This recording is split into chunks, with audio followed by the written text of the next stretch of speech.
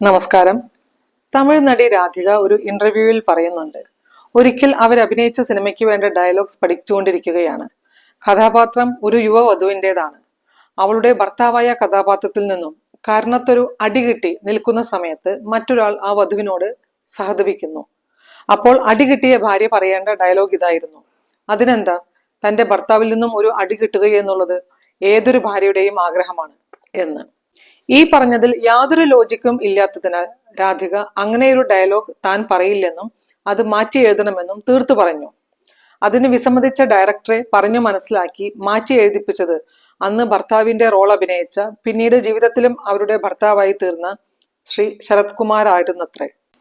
ഇതിൽ പറഞ്ഞ കഥാപാത്രത്തിനെ പോലെ തരം താഴ്ന്ന, ഇല്ലോജിക്കലി ചിന്തിക്കുന്ന ഭാര്യമാർ കേരളത്തിലില്ലെങ്കിലും ഭാര്യയ്ക്ക് അല്ലെങ്കിൽ കാമുകിക്ക് ഒരു അടി കൊടുക്കുന്നത് തന്റെ ആണത്തമാണെന്നും ഒരു ഭർത്താവിന്റെ അവകാശമാണെന്നും തെറ്റിദ്ധരിച്ച് ജീവിക്കുന്ന ഒരുപാട് ആണുങ്ങളുണ്ട് ഇവിടെ. മേൽപ്പറഞ്ഞ രീതിയിൽ ചിന്തിക്കുന്ന ഭാര്യമാരില്ലെങ്കിലും 15-20 വയസ്സിനുള്ളിൽ പ്രായമുള്ള കാമുകിമാരിൽ ചിലരെങ്കിലും തന്റെ കാമുകനിൽ നിന്ന് കിട്ടുന്ന അടി അയാളുടെ തന്നോടുള്ള അതിതീവ്ര സ്നേഹത്തിന്റെ ലക്ഷണമാണെന്ന് വിചാരിക്കുന്നവരാണ്. +1 +2 ക്ലാസ്സുകളിൽ തന്റെ കാമുകിയെ അടിക്കുന്ന കാമുകന്മാർ ധാരാളമുണ്ടെന്നാണ് സ്കൂൾ ടീച്ചർ പറഞ്ഞത്. ചില തമിഴ് സിനിമകളിലും നായകനായകന്മാർക്കിടയിൽ ഇത്തരം സീനുകൾ കാണാം. സ്വന്തം ജീവിതത്തിൽ മാതൃകയാക്കാവുന്ന റോൾ മോഡലുകൾ കിട്ടാത്ത കുട്ടികൾക്ക് ഇതാണ് ശരി, ഇതാണ് എല്ലാ ബന്ധങ്ങളിലും നടക്കുന്നത് എന്ന് തോന്നുന്നുണ്ടാവാം. കുറച്ച് നാളുകൾക്ക് മുമ്പ് ഞാൻ നേരിൽ കണ്ട കാര്യമാണ്. ഒരു ഫോൺ കോളിന് സുഗമമായി സിഗ്നൽ കിട്ടാൻ വേണ്ടിയാണ് മതിലിനരികെയുള്ള ഒരു മുറിയുടെ ജനലിനടുത്തേക്ക് ഒരു ഫോണും കയ്യിൽ പിടിച്ച് ഞാൻ പോയത്. മതിലിനപ്പുറം ഒരു റോഡാണ്. ബസ് ഒഴികെ മറ്റു വാഹനങ്ങളൊക്കെ പോകുന്ന റെസിഡൻഷ്യൽ കോളനിയിലെ ഒരു റോഡ്. നമ്പർ ഡയൽ ചെയ്ത് പുറത്തേക്ക് നോക്കിയപ്പോൾ 30-ന് താഴെ മാത്രം പ്രായം തോന്നിക്കുന്ന ദമ്പതികൾ എന്ന് തോന്നിപ്പിച്ച ഒരു സ്ത്രീയും പുരുഷനും യഥാക്രമം പിന്നിലും 3 അടി മുന്നിലുമായി ഗൗരവമായതെന്തോ സംസാരിച്ച് നടന്നു പോകുന്നത് കണ്ടു. അടുത്ത 2 സെക്കൻഡിനുള്ളിൽ പെട്ടെന്നാണ് ആ യുവാവ് തിരിഞ്ഞു നിന്ന് ഭാര്യയുടെ കവിളിൽ ആഞ്ഞടിച്ചത്. ഒരു നിമിഷം ആകസ്മികമായ ആ വേദനയിൽ യുവതി തന്റെ കൈ കവിളിൽ വെച്ച് നിശ്ചലയായിട്ട് നിന്നു. എന്നാൽ മുഖത്ത് യാതൊരു ഷോക്കോ വികാര വിക്ഷോഭങ്ങളോ കാണിക്കാതെ തന്നെ അടിച്ച ശേഷം ഒന്നും സംഭവിക്കാത്തതുപോലെ മുന്നിൽ നടന്നുകൊണ്ടിരിക്കുന്ന ഭർത്താവിന്റെ പിന്നാലെ നടപ്പ് തുടർന്നു. ഇതിനിടയിൽ ഞാൻ വിളിച്ച കോൾ അങ്ങേ ഭാഗത്തുള്ള ആൾ എടുക്കുകയും സംസാരം തുടങ്ങുകയും ചെയ്തു.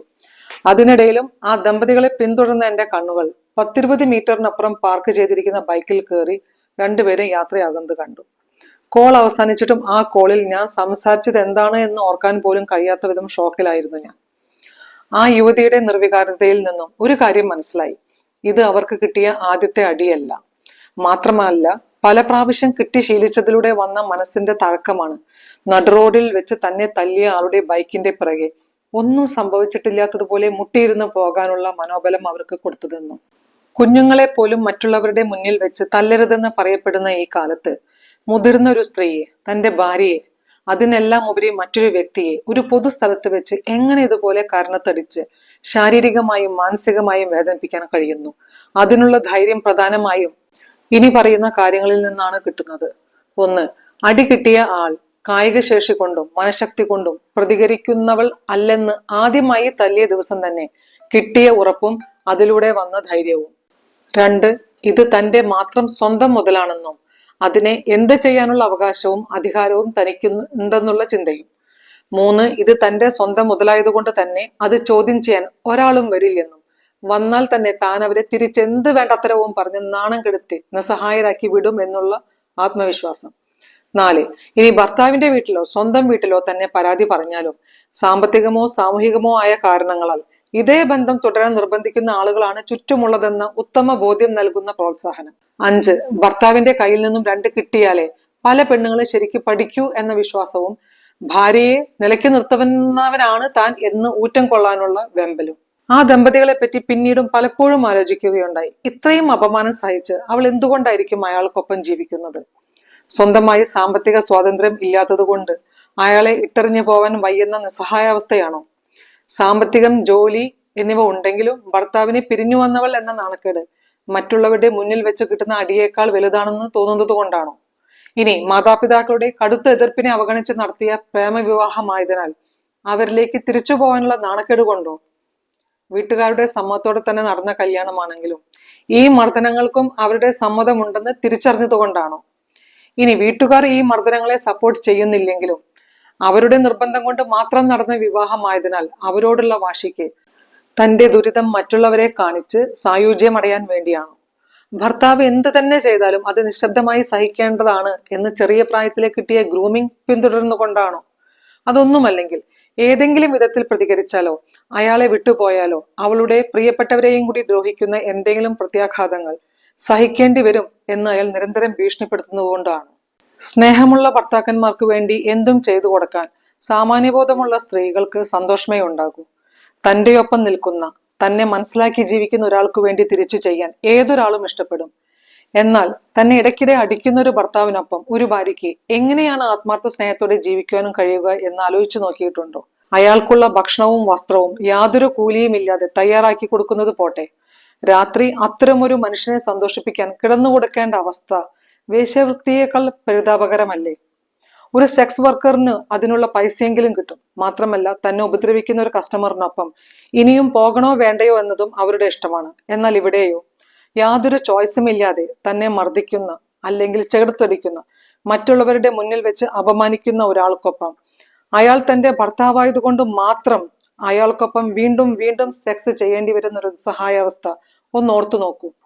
സെക്സിനിടയിൽ പോലും ഇങ്ങനെയാണോടി ചെയ്യേണ്ടത് എന്ന് പറഞ്ഞ് അടിക്കുന്നില്ലെന്ന് ആര് കണ്ടു? സെക്സ് എന്ന് പറയുന്നത് സ്നേഹിക്കുന്ന രണ്ട് മനസ്സുകൾ തമ്മിൽ കൂടിച്ചേരുമ്പോൾ ശരീരം കൂടി അതിൽ പങ്കുചേരുന്ന സന്ദർഭമാണ്. പക്ഷെ ഇത്തരം ബന്ധങ്ങളിൽ നടക്കുന്നതോ? നീന ഗുപ്ത പറഞ്ഞതുപോലെ ഇന്ത്യൻ വിവാഹ ബന്ധങ്ങളിൽ കൂടുതൽ ഭാര്യമാർക്കും, ശ്രദ്ധിക്കുക, കൂടുതൽ എന്നാണ് പറഞ്ഞത്, എല്ലാവരും എന്നല്ല, സെക്സ് എന്ന് പറഞ്ഞാൽ ആസ്വദിക്കാനുള്ളതല്ല, കടമ തീർക്കാൻ വേണ്ടിയുള്ളതാണ് എന്ന്. ചുരുക്കി പറഞ്ഞാൽ ഇന്ത്യയിലെ പുരുഷന്മാർ തന്റെ ഫ്രസ്ട്രേഷൻ തീർക്കാനുള്ള ഉപകരണമായി ഭാര്യയെ തിരഞ്ഞെടുക്കുന്നതിന് ഒരേ ഒരു കാരണമേ ഉള്ളൂ. എത്ര തല്ലിയാലും 99% തിരിച്ച് തല്ല് കിട്ടില്ല എന്നുറപ്പോടെ തല്ലാൻ പറ്റിയ ഒരേ ഒരു വ്യക്തി സ്വന്തം ഭാര്യ ആയതുകൊണ്ടാണ്.